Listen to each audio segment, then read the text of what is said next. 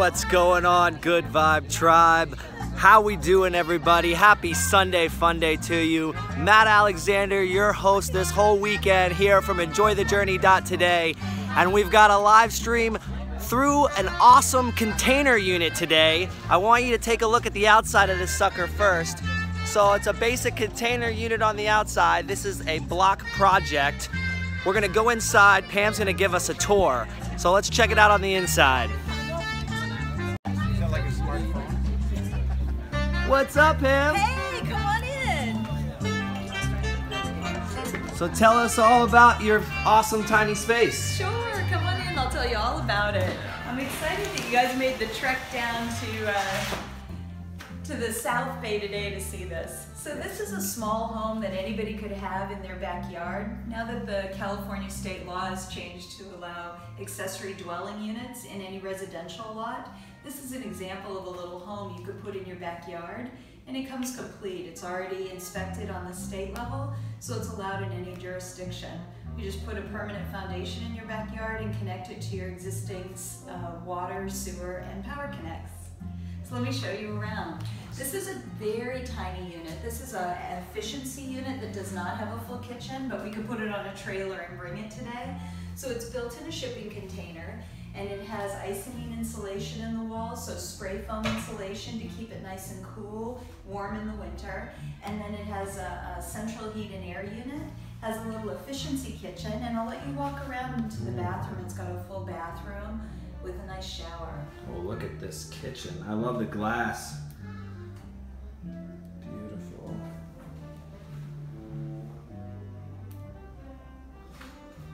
Let's peek inside the bathroom in the back here.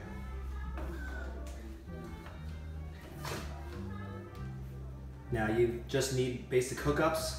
Yeah, so you just connect it to your existing house, and you can have a second home right in your backyard. And that is a great new step that they just made with the guidelines. Yeah, and here in the Bay Area, we're in a major housing crisis. This is something every family can do to make a big difference with everybody around them. You can house a homeless person in your backyard, you can house your adult child in your backyard and finally get them out of your house. And your in-laws can also move into the backyard. So now that space that's always had weeds in the backyard can now have a home.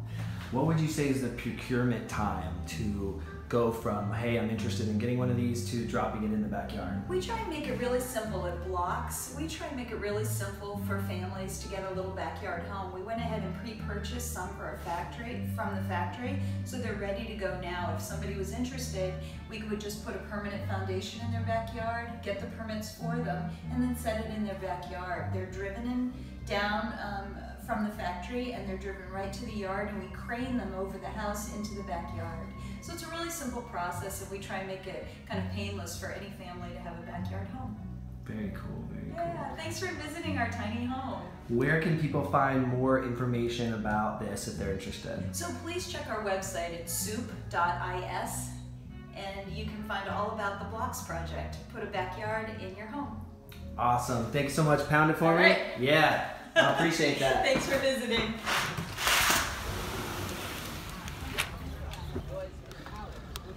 All right, so I'm not gonna die here. Stairs are scary.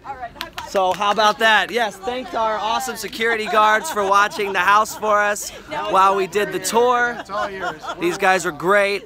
Beautiful, you know, these container units are in mass supply.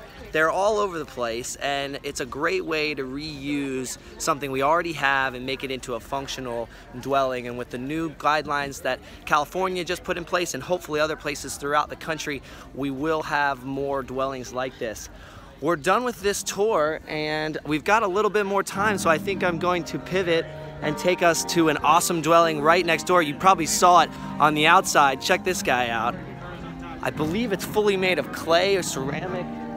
Let's check this thing out. How we doing, sir? Very good, very good. Say hi to the live stream. Hello, hello. Do you have a quick second to Yeah, I love to give us talk. a tour? We can have a conversation. Take a business card. Yeah, please do. If you want to sign my mailing list here, you can. My brochure inside. So, yeah, I'd love to get your contact info. So here, give us your name. Hi, I'm Miguel Elliott, also known as Sir Cobb a lot because I cob a lot. And the material I work with is cob. It's sand, clay, and straw. And I just use earth right from the ground and take that and I mix it up with my feet and then I sculpt it. And so that's what this is built out of. Right? So this structure here is called the gingerbread hut. And this is built out of pallets, wooden shipping pallets put upright, filled with straw, and then I cover it in an earthen plaster. Right? So you can kind of see the process here of how I do my houses.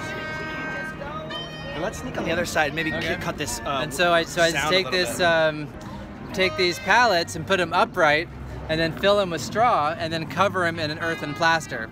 Right? So it's a super well affordable way to do it. Super durable, fireproof, and me and a couple friends can do it in a few days. And so I'm pretty sure this is the best solution I've come across for super low cost, durable, well insulative, all natural, fireproof housing, because you can build the structure in just a few days, and then put the earthen plaster over it, and which makes it very well insulated, like much cooler on a hot day. And yeah, and so these are other examples here of different earthen structures I'm doing, little saunas and little hobbit cabins like this, little showers.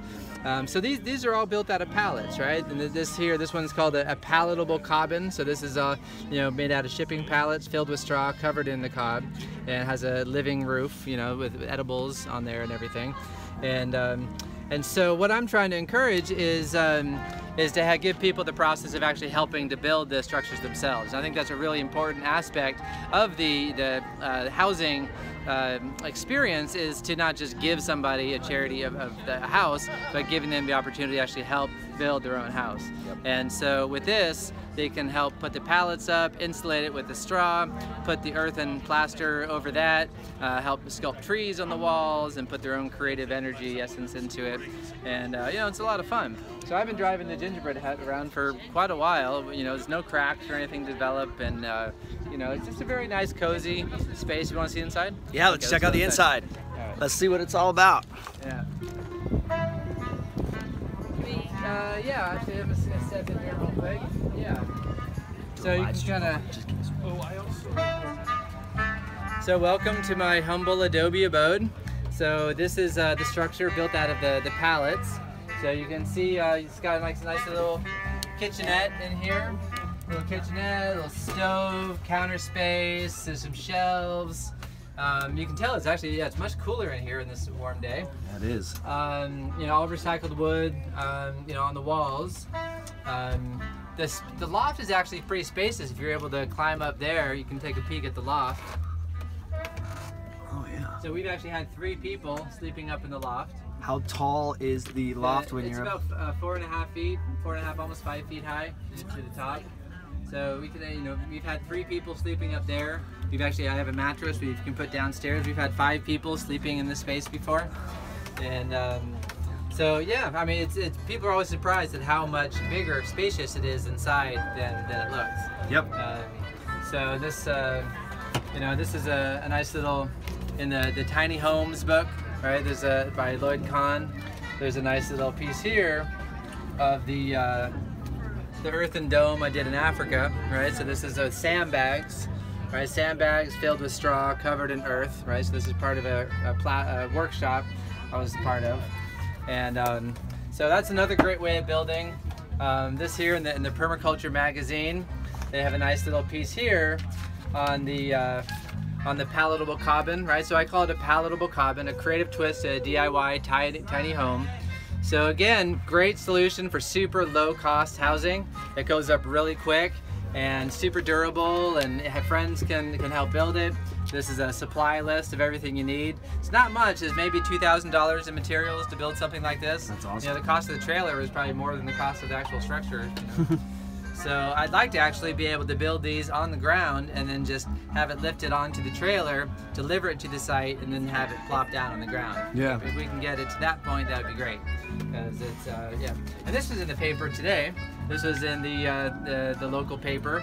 Our Tiny Homes, the New American Dream. And so they have a nice little mention here about the hut. Yeah, this is the San Jose Mercury News. Nice. They were all over today. Yeah, exactly. I remember. So cool. All right, so happy to share the gingerbread hut with you. Yeah, so where can people find more information? Living Earth Structures, all right, this is my service here, all right, livingearthstructures.com. So I have a mailing list on the home page of my mailing list. Yeah, they can sign up. I send out newsletters, information about workshops. So I live up in Sebastopol area, up in Sonoma County. And but you know, I travel. I get around. Yeah, that's awesome, man. Well, I appreciate it so much. Pound it. Boom. Awesome. Yeah. Thank you, brother. Sure thing. Trouble with triples. All right, guys. That is it for this session of today's live stream. I'll be coming back to you very soon. We've got a few more live streams today from California, as well as across all 3 of the festivals, tiny houses across America. I want to thank you guys for tuning in. It's been awesome being your host, and I will see you at the next live stream in just an hour or so. Until then, enjoy the journey.